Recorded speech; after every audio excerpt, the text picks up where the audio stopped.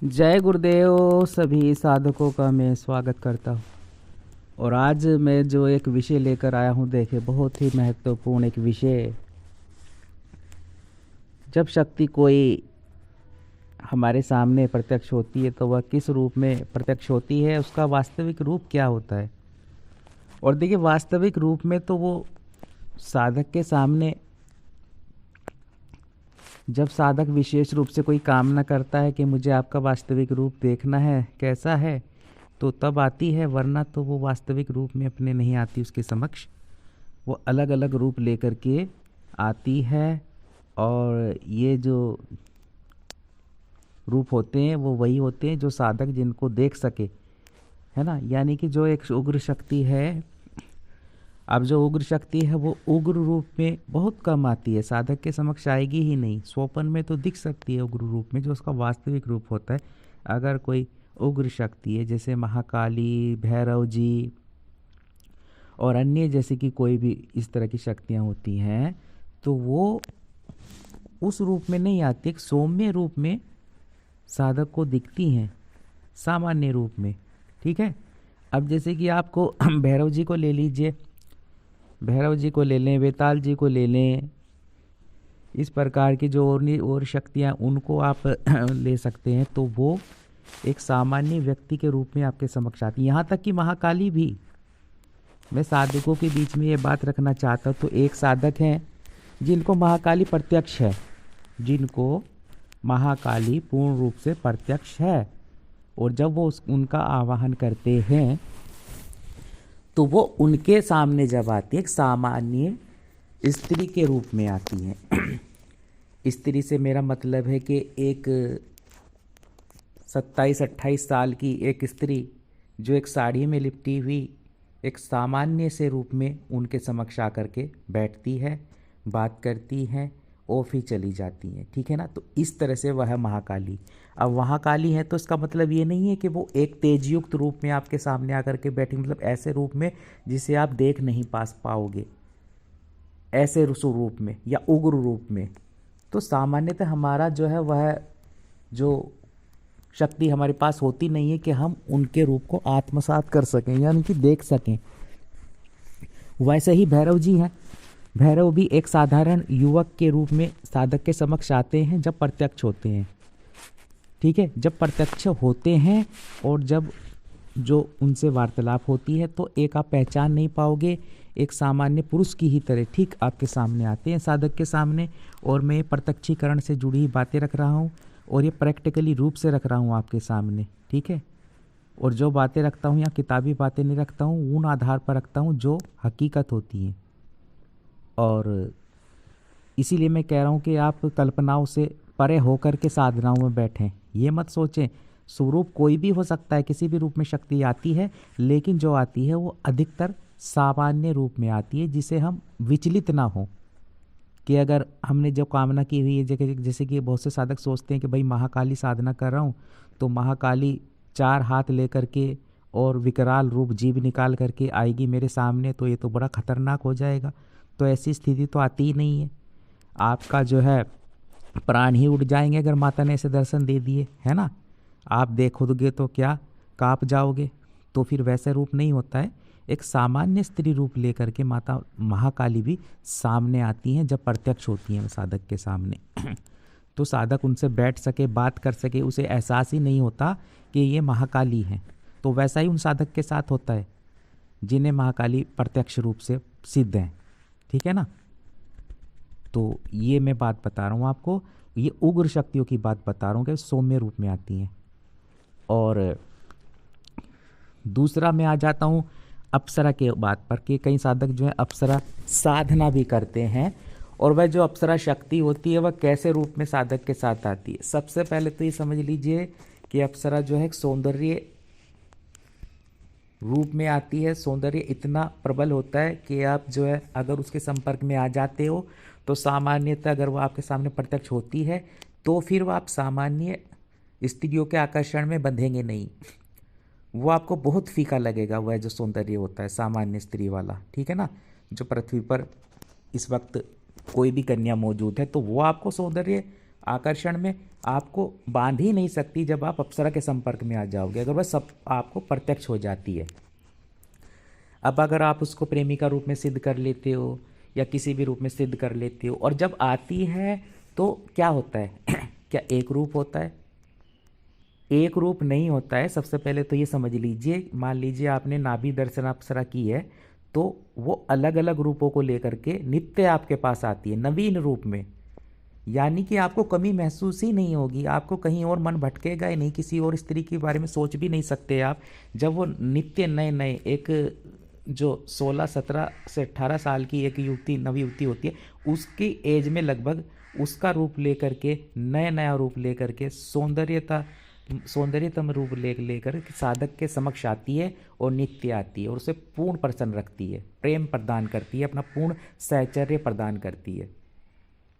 अब हमारे मन में क्या छवि होती है? ये होता है कि भैया नाभि दर्शना है तो उसका एक ही रूप होगा, तो उसी रूप में रोज हमारे पास आएगी। वो शक्ति है वो सब कुछ चेंज कर देती है, वस्त्र चेंज करके आती है नित्य, और जो है वह एक रूप भी बदल करके नित्य आती है साधक के सामने, अलग अलग आकर्षक रूपों में आपको प्रसन्न रखती है। तो इतना कुछ जब वह साधक प्राप्त कर लेता है एक अप्सरा साधना के माध्यम से, मात्र अप्सरा साधना के माध्यम से, जिसे आप छोटा समझते हो। प्रत्यक्षीकरण क्यों नहीं होता है? प्रत्यक्षीकरण इसलिए नहीं हो पा रहा है क्योंकि वह बहुत ही महत्वपूर्ण साधना है। एक अप्सरा भी कोई छोटी साधना नहीं है। प्रत्यक्षीकरण करने के लिए वह आपकी क्षमता भी देखती है, आपका ओरा भी बढ़ाती है, वो चाहती है आप उसको मंत्र को सिद्ध कर लें, और जब तक मंत्र सिद्ध नहीं होगा तब तक के आपको अनुभव या फिर क्या कह लीजिए प्रत्यक्षीकरण नहीं हो सकता है। तो मंत्र सिद्ध करना बहुत ज़रूरी है। जितना ज़्यादा मंत्र जप करेंगे उतना उसके समीप पहुँचेंगे, उतना वह आपके करीब आना आएगी। ठीक है। और जो दूसरी इसमें क्रिया हो जाती है अप्सरा साधना में, सर्वप्रथम तो वो आपको लाइन से भटका देती है। अगर कोई साधक अप्सरा साधना की सिद्धि के करीब जाता है, सबसे पहले वो ना आकर के वो किसी अन्य स्त्री को आपके जीवन में प्रवेश करवा देती है। वह सौंदर्यवती स्त्री, वह कन्या उस साधक के जीवन में प्रवेश कर जाती है, उसको माध्यम बना करके उसके शरीर में प्रवेश कर करके वह आपके समक्ष आ खड़ी होती है, किसी भी रूप में कहीं भी मिल जाएगी। ठीक है। यह पहला चरण होता है उसके प्रत्यक्षीकरण का, यानी कि उससे जुड़ाव का, जहाँ आपकी परीक्षा भी होती है। अगर आपके मन में वहाँ कामना विचलित हो जाती है और आप उसके संपर्क में आ जाते हो, तो फिर आप लाइन से भटक जाओगे। तो उसका सहचर्य प्राप्त करने की जो आपकी कामना है पूर्ण प्रत्यक्षीकरण की, उस अप्सरा की, चाहे वो कोई भी अप्सरा है, तब वहाँ आप भटके और उसका कनेक्शन उससे जुड़ा, तो ऊर्जात्मक रूप में वह उस कन्या के ही शरीर में प्रवेश करके उसको साधक के जीवन में ला देती है और खुद प्रत्यक्षीकरण होने से बच जाती है, या फिर बंधनों में बंधने से, वचन की क्रिया से बच जाती है और साधक उस ओर लग जाता है, वह उस अप्सरा से हट जाता है। तो ये क्रिया इसमें होती है अप्सरा साधना में अधिकतर साधकों के साथ में, है ना। तो ये कुछ मैं बातें प्रत्यक्षीकरण के रूप में बता रहा हूँ कि शक्तियाँ को आप जब सामने आती हैं तो पहचान नहीं पाओगे आप, कल्पना से बहुत परे। जैसे कि एक साधक थे, उन्होंने जो है वो भैरव साधना की, और जब भैरव जी का उनको प्रत्यक्षीकरण हुआ तो उन मन में विचार ये चल रहा था कि भैया भैरव जी तो ऐसे होंगे, शमशान भैरव थे वे, और भैरव जी तो वैसे होंगे। लेकिन जब वो उनके समक्ष आए तो वो हैरान रह गए कि सामान्य युवक एक व्यक्ति के रूप में वह जो है भैरव जी उनके समक्ष आए, और महसूस ही नहीं हुआ क्या ये भैरव जी हैं, है ना। और नॉर्मली बात करी तो शक्ति चाहती है कि आप विचलित ना हो, वास्तविक रूप में नहीं आती आपके पास में, और नित्य नए नए रूप में आती हैं। चाहे वो कोई भी शक्ति है, अलग अलग रूप ले लेकर के आपके सामने आएगी, पर यह जो रूप होगा वो आकर्षण युक्त होगा। इतना जरूर है कि उसमें आकर्षण होगा, एक अलग ही खिंचाव तेज होगा उस रूप में, चाहे वह सामान्य ही क्यों ना हो। अब जैसे महाकाली जिन साधक के सामने आती है, प्रत्यक्ष होती है, जब मैंने उनसे पूछा, क्योंकि वे साधक ही हैं, है ना, क्योंकि दूसरों के भी अनुभव लेना चाहिए, उनकी भी बातों का जो है वह मैं साधकों के बीच रख सकूं, तो जिनको पूर्ण रूप से प्रत्यक्षीकरण है, और कभी भी वो आवाहन करते हैं और माता काली स्वयं चली आती हैं। और जब आती हैं सामान्य स्त्री के रूप में, है ना, सामान्य स्त्री के रूप में, एक साधारण स्त्री के रूप में, एक साड़ी लपेटे हुए नॉर्मल रूप से उनसे बातें करती हैं, बैठती हैं, और उन्हें हल्का भी महसूस नहीं होता कि जैसे आप एक चित्र, एक छवि बना ली है माँ काली की कि माँ काली इतनी विध्वंसक रूप में होती हैं, 24 घंटे जीभ निकाल करके रहती हैं, या फिर ऐसे आएंगी, या फिर ऐसे हीरे मोती जवाहरात के गहने पहने सामने उपस्थित होंगी। तो ऐसा कुछ नहीं, एक सामान्य शरीर पर नाम मात्र को एक गहना नहीं, बस एक धोती लपेटे हुए, वह भी नॉर्मल सी धोती, ठीक है ना। ऐसे महाकाली साक्षात हुई उस साधक के सामने, ऐसे ही वो आती हैं और मातृ भाव से एक माता के रूप में वह जो है वह प्रेम उन्हें प्रदान करती हैं। ठीक वैसे ही जैसे माता अपने पुत्र से बात करती है, वैसे ही वह उसे साधक से बात करती हैं, उनकी समस्याओं के बारे में वह माता से जो है वह वार्तालाप उनकी होती है साधक की, उनको आने वाली जो घटनाओं के बारे में पूर्ण बता देती हैं। कई बार एक्सीडेंट होने वाले थे उन साधक के, तो माता ने स्वयं आकर के उपस्थित होकर के उनको बताया कि आज वहाँ नहीं जाओगे, आज तुम्हारे साथ जो है ये घटना घटित होने वाली है। और ऐसे ही गुरुजी के शिविर में जाना था एक बार, मैं आपको एक छोटा सा अनुभव बताऊं, और वो भी हमारे साथ एक हमने कार बुक की हुई थी, एक वैन, और सभी साधक जो है जाने की तैयारी कर रहे थे। तो फिर जो है उनका कॉल आता है, उन्होंने कहा कि वहाँ दुर्घटना जो है होने वाली है आज, तो हम सब ट्रेन से जाएंगे, हम इस जो है वैन से नहीं जाएंगे, क्योंकि वैन में आज कोई दुर्घटना घटित हो सकती है। तो हमने कहा कैसे जो है ये आपको भान हुआ, उन्होंने उस वक्त बताया, क्योंकि देखिए मैं भी नया नया साधक साधना क्षेत्र में उस वक्त था जब मैं उनके साथ जुड़ा था, शुरुआत थी मेरी भी, तो वो तो सिद्धि प्राप्त कर चुके थे। तो फिर उन्होंने बताया, मुझे स्वयं माता ने बताया है कि आप ट्रेन से जाइए, इसमें वैन में सफ़र मत कीजिए। तो फिर हम ट्रेन से गए, और बाद में जब हमें पता चला, सूचना मिली कि एक्सीडेंट उस वाली वैन का जिसमें हम जा रहे थे हुआ, और उस दिन हो गया। किसी तरह से ड्राइवर तो बच गया वो, लेकिन वो चकनाचूर हो गई थी वह जो वैन थी। वह कई अन्य जगह उस दिन जो है चले गए थे, उनकी बुकिंग वहाँ पर जो है वह जो वैन थी ड्राइवर वहाँ लेकर के चला गया था, क्योंकि हमने कैंसिल कर दी थी उनके कहने पे। और फिर शाम तक ये सूचना मिली जब हम शिविर में थे। तो ऐसी ऐसी घटनाएं माता उनको बता देती हैं, और ये तो एक छोटी सी बात होती है, क्योंकि वह तो स्वयं महाकाली है। तो जब मैंने पूछा कि कैसे रूप में आपके पास साथ में आती हैं, उस वक्त मैंने उनसे पूछा, तो उनका सामान्य स्त्री के रूप में आती हैं, एक सामान्य महिला के रूप में आती है माता, ठीक है ना। तो ऐसा कुछ नहीं है जैसा हम सोचते हैं, कल्पना करते हैं, तो कल्पना से परे होती हैं चीज़ें। हालांकि उनका रूप वास्तविक वही है, लेकिन वो हम देख पाएँ ये पॉसिबल नहीं है, क्योंकि टुकड़े टुकड़े होकर के बिखर जाएगा शरीर अगर वो अपने उस रूप में साधक के समक्ष आ गई, तो वो नहीं होता है। और वैसे ही मैं बता रहा हूँ कि क्या जो रूप होता है एक शक्ति का, वैसे ही भैरव जी का होता है, वैसे ही वो आते हैं। और ये अलग बात है कि वो किसी भी रूप में आ जाए साधक के सामने, लेकिन ऐसा होता नहीं है, ठीक है ना। वास्तविकता में वह सामान्य रूप में आते हैं।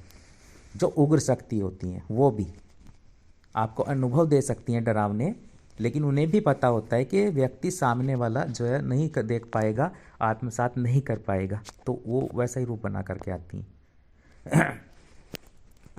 और अब सौम्य शक्तियाँ जैसे यक्षिणियाँ, अप्सरा, गंधर्व कन्याएँ, है ना, तो ये इनके एक रूप नहीं होते, ये नित्य नए रूप में साधक के सामने आती हैं। आप भी पहचान नहीं पाओगे, और हर रूप से आपको प्रेम हो जाएगा। इतना आकर्षक, इतना प्रबल आकर्षण कि हर रूप से आपको प्रेम हो जाएगा। इनका जो रूप आपके सामने आ गया अगर एक बार, और आप समाज से कटोगे। समाज से कटने का मतलब है सामान्यतः आप आकर्षण में नहीं बन सकते फिर किसी अन्य स्त्री के, क्योंकि इनका प्रबल आकर्षण आपके चारों ओर, केवल इन्हीं का बिंब 24 घंटे आंखों के सामने रहेगा अगर आप इनके संपर्क में आ जाते हो। अप्सरा, यक्षिणी, किसी गंधर्व कन्या जैसी शक्तियों के, फिर जरूरत क्या पड़ेगी आपको। मुझे एक बताइए, एक ही रूप नहीं होगा, इनमें शक्ति होती है, क्षमता होती है, क्योंकि इन्हें पता होता है जो अप्सराएं होती हैं कि आप को एक रूप में तो ये रखती ही नहीं है, एक रूप तो लेकर आके आती ही नहीं है। नित्य नए नए रूप में, एक अलग रूप में, एक अलग यौवन के साथ में, एक नई उमंग प्रेम के साथ में नित्य, तो इतना प्रसन्न रखती है अपने साधक को। तो मैं इसीलिए कहता हूँ मेहनत हमें इसलिए करनी पड़ती है इन शक्तियों में। शक्तियों को सिद्ध करने में एडी चोटी का जोर इसलिए लगा देना पड़ता है। सब कुछ जो है एक तरह से इनको न्योछावर करना पड़ता है, तब ये परीक्षा लेकर के सिद्ध हो जाती हैं। जब ये सिद्ध हो जाती हैं तो फिर उस साधक का पूर्ण कायाकल्प कर देती हैं। एक साधक थे में हमारे, जो उन जिन्होंने अप्सरा साधना की, लगभग 40-45 साल उम्र थी उनकी, और वे अप्सरा के पीछे पड़े थे कि भाई मुझे सिद्धि ही करना है, सिद्धि ही करना है। और हमसे बोलने लगे कि गुरुदेव वृद्धता आती जा रही है, बाल भी सफ़ेद हो गए, और जो है ऐसा जो है शरीर भी एक सूखा सूखा सा होता जा रहा है, ऐसा वो नीरसता भाव उत्पन्न हो रहा है, तो फिर आगे क्या होगा। और हमने कहा कि आप ये अप्सरा को सिद्ध कर लीजिए एक बार, आपका पूर्ण कायाकल्प हो जाएगा, आप पूर्ण यौवनता की ओर बढ़ने लगोगे। तो अप्सरा जब इनके सामने आई और फिर जब प्रत्यक्षीकरण इनको हुआ तो इनका भी पूर्ण कायाकल्प हो गया, क्योंकि वो द्रव्य, इन्होंने बताया गुरुजी द्रव्य ला करके देती है, और वो द्रव्य ऐसे होते हैं जो देवता ग्रहण करते हैं, क्योंकि ये देवताओं के संपर्क में रहती हैं जो अप्सराएं होती हैं, ठीक है ना। तो इनको पता होता है कि कौन सा द्रव्य जो है पीने से जो है युवावस्था वापस आने लगती है, और एक ठहराव हो जाता है, मतलब वृद्धता की ओर जाता हुआ जीवन रुक जाता है, और वहीं का वहीं उसमें ठहराव हो जाता है और आकर्षण बढ़ जाता है। तो वो जो 40 साल के व्यक्ति थे, 40-45 साल जिनकी उम्र हो गई थी, तो उनमें एक अलग ही आकर्षण और उनका स्ट्रोंग हो गया, और जो है वह उन्होंने बताया कि सभी उनकी तरफ जब आकर्षित होने लगे, एक खिंचाव उत्पन्न हो गया, एक उनमें आकर्षण प्रबल बढ़ गया। तो उन्होंने बताया कि गुरुजी वह द्रव्य ला करके देती है, कभी कभी उसका पान करता हूँ, और कायाकल्प की ओर जो है वह साधक जो है धीरे धीरे बढ़ रहे थे। तो ऐसा होता है, ऐसे साधनाएं होती हैं, और ऐसे वह जीवन को बदल देती हैं। तो इस वीडियो को बनाने का मेरा एक उद्देश्य यही था कि मैं आपको समझा सकूं कि आप कल्पनाओं से परे, कल्पना से परे जो है शक्तियाँ होती हैं, उनके दर्शन जब आप करोगे तब आप इन चीज़ों को समझ पाओगे। जो हम छवियों में देखते हैं, चित्र में देखते हैं, कभी हनुमान जी को देखते हैं हम कि मैं हनुमान जी का उदाहरण दे के आपको बताता हूँ। जब आप प्रॉपर हनुमान साधना करोगे तो जब हनुमान जी आपके सामने आएंगे तो एक बलिष्ठ युवक के रूप में आएंगे, एक ताकतवर, एक ऐसे व्यक्ति, एक ऐसे तेज युक्त, तेज तो प्रबल होता है इनमें, हनुमान जी ऐसे देव हैं जो प्रबल तेज के साथ में उपस्थित होते हैं, सामान्य रूप में उपस्थित नहीं होते साधक के सामने, चाहे वह नॉर्मल साधक भी है, अगर आप प्रॉपर साधना करते हो। पर ऐसा नहीं दिखेगा आपको कि हनुमान जी की कोई पूंछ लगी हुई दिखेगी, जैसे उसमें छवि में बनाया हुआ है कि हनुमान जी की पूंछ, बंदर जैसा मुंह इनका, तो ऐसा नहीं है। एक सामान्य सौंदर्यतम रूप, आकर्षण रूप छवि उसमें दिखेंगे, बलिष्ठ रूप में दिखेंगे, बॉडी बॉडी बनी फुल एकदम से ताकतवर, ठीक है ना। तो उस रूप में दिखते हैं हनुमान जी जब आप इनके दर्शन करोगे साक्षात। तो मैं इसलिए ये चीज़ें साधकों को बतानी पड़ती हैं कि भैया हनुमान जी साधक, वो एक साधक ऐसे ही थे, हनुमान साधना कर रहे थे। देखिए हनुमान साधना क्या होती है, पूर्ण प्रत्यक्षीकरण के लिए होती है, जहाँ आप दर्शन कर सको। तो वैसे ही वे साधक थे, 21 दिन की उनकी साधना थी, माफ़ कीजिएगा 31 दिन की उनकी हनुमान साधना थी, और हमारे मार्गदर्शन में कर रहे थे। तो फिर जो है उनको जब दर्शन हुए हनुमान जी के लास्ट वाले दिन, तब उन्होंने कहा कि गुरुजी वह तो सामान्य व्यक्ति के रूप में हालांकि बलिष्ठ थे, और जो है वह काफ़ी आकर्षण युक्त, उनका तेज युक्त शरीर था एकदम से दिव्यता युक्त, लेकिन जब मैंने ये आशीर्वाद तो ले लिया उनका और प्रत्यक्षीकरण भी हुआ, और जो है ना तो उनकी पूंछ नज़र आई, ना उनका बंदर जैसा मुंह जैसे छवि में देखता हूँ, एकदम भिन्न, ठीक है ना।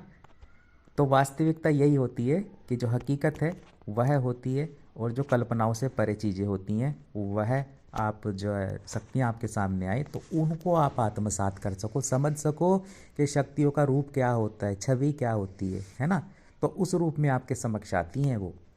आप तैयार रहो जब साधना में बैठो कि भाई अप्सरा कर रहा हूँ तो वो कैसे आएगी।